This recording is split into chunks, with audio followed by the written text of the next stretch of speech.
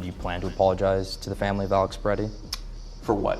For, labeling him an assassin with ill intent. Well, again, I just described to you what I said about Alex Peretti, which is that he's a guy who showed up with ill intent to an ICE protest. No, but if it's determined that his civil rights were violated by this FBI investigation, will you apologize to that? So, if this hypothetical leads to that hypothetical leads to another hypothetical, it's a real case will that's I open. do a thing? I'm sorry, but I hate when Republicans do this.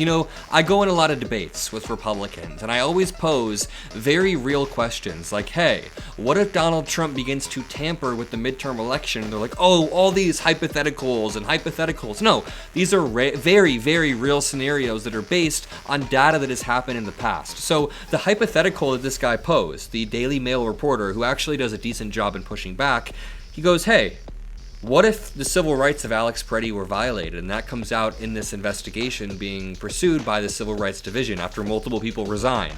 And J.D. Vance literally cannot answer. In fact, J.D. Vance tries to ascribe ill intent to Alex Peretti by saying he went to an ICE protest with bad intent. We have no evidence of this whatsoever. We have no evidence of his intent. If you're going to say anybody who is carrying a weapon has ill intent, then you are going to piss off a lot of Americans who actually care about the Second Amendment. As Ken Martin points out, J.D. Vance had the opportunity to be a normal human being and show some empathy for the family of a man who was murdered. To nobody's surprise, he's doubling down on being an asshole.